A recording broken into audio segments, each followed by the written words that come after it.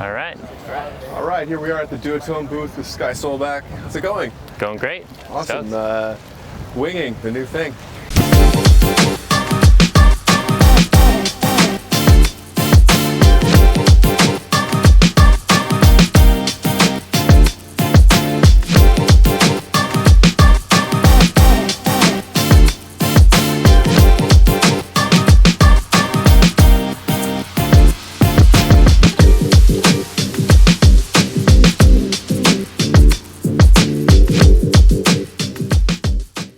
It's a new thing. Growing. Yeah, everyone's pretty excited about it. So yeah, we're excited to launch a bunch of new products here.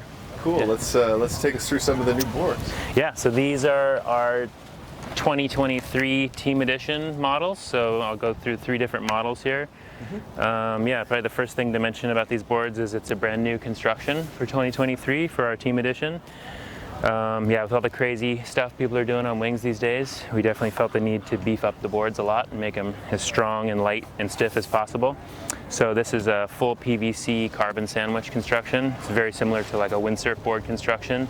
Okay. So yeah, using a lot of that technology carried over from windsurfing, especially with all the knowledge that the Fanatic guys have about building windsurf boards over the years. Sure. Incorporated a lot of that into these boards. So definitely the strongest, lightest, stiffest boards that we've made to date. Yeah, this is the Sky Surf model. So this comes in 3 sizes from 4.2 up to 4.6, 25, 35, and 45 liters. And this is a prone surf foil / wing crossover board. It's a board that you can use for both. If you're using it for winging, it's definitely like, you know, what you would consider a sinker board, high performance small board. How many liters? This one here is a 4.4, so 35 liters.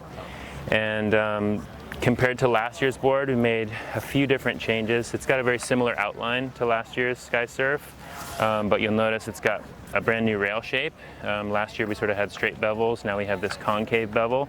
It's really nice, especially for surfing, because when you're duck diving, it's hard to grab a big square rail in your hand. Right. So this is almost like grabbing a surf rail, which one of the things I really like about it. Yeah, exactly. You can actually hold on to it and properly duck dive it. But also as a wingboard, like you can throw it under your arm, it kind of feels like a surfboard, so that's pretty cool. And then you still get the, you know, smaller surface area on the bottom, less catching when you're going upwind, all that stuff. One cool thing about this board is the recessed deck shape, and it's kind of something that we've done on all 3 models. On this board it's a little bit more subtle, but basically scooping out this stance area and then leaving more thickness and volume on the rails and tail, and being able to distribute the volume where we need it to keep the board really balanced when it's floating in the water. And then also just optimizing the deck angle, so the angle that your front foot is standing in relation to the foil. So on this board, we've optimized that for sort of early and comfortable takeoffs when you're surfing, and then really direct pumping. When you're pumping back out, it's got almost like a 90-degree angle from the front foot to the mast, which is really positive for pumping. So you're still shaping these in Maui first and then sending them off to design? Yeah, so I do all my prototyping. I have a workshop at my place in Maui, and yeah, I'm able to do all the shapes there and prototype and have the team riders come over and do testing, and then yeah, and then everything gets made at our factory. So awesome. Yeah, and then the next model we have, this is a brand new model for 2023. It's called the Sky Style, and it's a brand new shape, brand new model. This is kind of the all-around high-performance board. We designed it specifically for doing freestyle jumps and tricks, but also optimized it for riding waves. So there's some pretty cool features built into this board. First of all, it's a pretty compact shape. Compared to like last year's Sky Wing, which had kind of a more fuller square outline. This definitely has like a more pulled in tail and pulled in nose, so it's a narrower design, which gives it more maneuverability. Like I just talked about on the Sky Surf, it's got the scooped out deck, so we got a lot of volume up here in the nose, which is great for when you're coming down nose first from doing a big jump. The nose wants to pop back up and not sink, so that's really nice for freestyle. But also for stability, for having such a narrow tail and nose, this scooped out deck gives you a lot of stability for getting started because you have a lot of volume out here on the outside of the board, which gives you that stability. The main cool feature about this board, I would say, is the rocker line. It's something we worked on a lot. So typically a lot of wingboards tend to be pretty flat in the tail and have a scoop nose. This board has a continuous rocker curve, so it's got a center point here. It actually has quite a bit of tail rocker. So what that translates into is a more nose up position when you're foiling. That's really helpful for quite a few things. One, for jumping and freestyle, it gives you more room in the pitch direction, so you can sink your foil and have a bigger space to load up for your jumps. And then it also gives you, for wave riding, gives you more maneuverability just because you have more freedom of movement. Your nose isn't so close to the water. Which was really surprising, actually, when we were developing. Like, you would think that it wouldn't make such a big difference, but a tiny little bit of tail rocker, a few extra millimeters, puts your nose at a higher angle, and it actually makes the board feel much more maneuverable. I guess that's like the same as any angle, the further away you go from the tail. Exactly, it's like exponential. It gets way more. So yeah, that's really surprising because, you know, the flatter the nose, or even nose down, the more locked in the board tends to feel. It's almost like if you're surfing on a regular surfboard, if you stand forward, the board feels locked in. If you stand further back and the nose gets up, it's almost that same sort of sensation. So that's really unique about this board, that it rides in that nose up position, which is great for freestyle and riding waves. So this comes in a bunch of different sizes, from 4.7 all the way up to 5.1, 55 liters up to 85 liters, I believe. And then moving on to our last model here, this is the Sky Free Team Edition. This is sort of an update of last year's Sky Wing. So this one definitely has an emphasis on early planing and stability. So a great all-rounder, sort of intermediate to advanced board, or a great light wind board. It's got a lot of glide, which is clean release in the tail. It's got a really lean rocker. This one rides a little bit more flatter nosed as opposed to the Sky Style, which rides in a more nose up position. So this one feels very comfortable, very locked in, and yeah, a great board for early planing and lighter wind. Compared to last year's Sky Wing, this board is an inch shorter for the same volume. So like last year's 5.4 Sky Wing was 95 liters, this is a 5.3 now at 95 liters. So 1 inch shorter for the same volume. And a big reason we're able to do that is because of this recessed deck shape. This just gives you so much more stability because I'm able to place the volume in the places where you really need it, out on the rails and tail and nose, and so when you're kneeling on the board to get started, you're sort of in the center of the board, and you have all this volume surrounding you, giving you stability. So a little bit shorter and more compact, and still the same volume as last year's board. Very cool.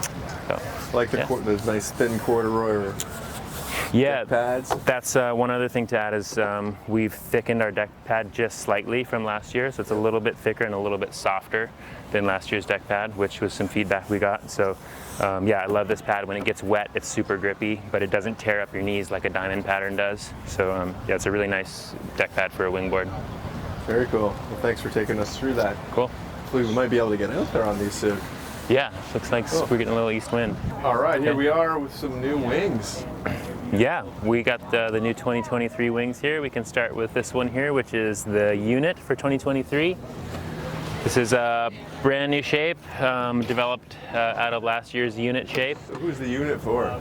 The Unit is kind of our wave-specific wing. So it's a really emphasis on stability, ease of use, drifting, really neutral feel when you're holding it from the front handle. And those are all things that got improved with this 2023 model over last year's. So yeah, maybe the first and most noticeable thing is the canopy material. So we've gone to a stiffer canopy material here in the bulk of the canopy, and that just makes the wing feel more solid, more rigid, gives you better feedback, better low end power.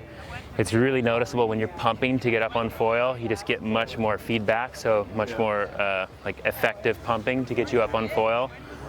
So that's a big improvement over last year's. One of the other things is the dihedral. If you compare it to last year's, last year's kind of had a progressive dihedral, whereas this one is kind of a bit more linear. And the reason for that is just an improvement of stability. So when you're holding it from the front handle, it's really neutral and really stable. So when you're riding on a wave going down the line, you can just sort of hold the wing and set it and forget it and focus on surfing the wave. And it's great for downwinding too, of course, where you just kind of want to get the wing out of your way and forget about it. It's got a really neutral feel. Yeah, those are basically the main changes for the 2023 unit over the 2022. Just more stable and more powerful, I would say. Yeah. Cool.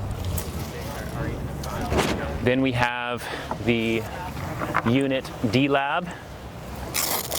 So again, a lot of the same features I just talked about on the original unit, except that of course it's made with the Alula leading edge. So quite a bit lighter, so great for surfing, great for downwinding, incredible drift. It's got the new stiffer canopy material. And I think, you know, besides just being lighter, this wing just feels very responsive. Like this material is just, the reaction time, the reflex is so much quicker. So when you're pumping, it's much more effective pumping, better low end, and a lighter wing overall. So yeah, just the Alula makes all the difference in terms of getting that really direct feel and really responsive feedback. What's the percentage of weight difference between the two? I couldn't say off the top of my head. I could get that figure for you though. I don't want to mess it up. But if you pick them up here on the beach, and especially if you do them on the water, I mean, it's quite a significant difference. I mean, that's quite a bit of material, with the leading edge being as big as it is. So Alula is significantly lighter than any other material that we're using. So yeah, that's the unit D-Lab. Neat. Then we have the Slick SLS. This is also new and a big improvement over last year's Slick. Yeah, the first and most obvious difference that I should point out, which everyone knows, is that this is our wing that has a boom. So for riders who like to have infinite hand placement or do, you know, tricks where you're passing the wing behind your back, it's really useful to have a boom. But yeah, the main difference between this and the unit is the wingspan. So this has a shorter wingspan, a little bit lower aspect, shorter square wingtips. Compared to last year's Slick, I would say this one is a little bit more in the direction of a unit, especially in terms of the stability. So when you're holding it from the front handle in a neutral position, it's much more stable than last year's Slick. Also, just where it sits, sort of in front of you when you're riding, it doesn't sit quite as deep behind you as last year's Slick. It kind of sits in a little bit more forward neutral position, more similar to the unit, I would say. So it's got a little bit more unit DNA, but still with the really short, compact wingtips. So a great freestyle wing for riders who, you know, are doing a lot of spin tricks and stuff. They want to have a shorter wingspan to be able to rotate quicker and land and not drag the wingtip. So this is kind of more in that direction of the freestyle. Very cool. So any predictions on what's going to happen in the future with winging? Where's that go? That's a good question. That's something I get asked from time to time. But I mean, if you would have asked me the same thing 4 years ago when we first started doing this, I mean, no one was winging 4 years ago, yeah. And now look, it's like everyone's out on wings. So yeah. It's kind of foolish to try and predict the future, I would say. But we're just sort of focused on improving and looking for new ways to improve and incorporate different materials into the wings, and just keep pushing forward and keep developing the sport. I think the low wind, light wind aspect of the sport, I mean, yeah. If you look a couple years ago, I would say that the low wind threshold was like 8 to 10, 10 knots, let's say, and that's dropped even more significantly now. Cool. So I think we're going to continue to see, people being able to go in lighter and lighter wind. And of course, with the development of the wings get better, the foils get better, the boards are able to get smaller, so the gear is getting smaller and lighter and more compact. If I look at like 3 years ago when we were winging, we were on these giant sup boards, and now guys are riding, 4-foot boards, and so all of that will continue to progress, and I'm excited to see where it goes. See, you said you weren't going to say it, and then you told us. Well, it's a progression, though. Thanks for taking us through that. It's awesome. Cool. All right, thanks.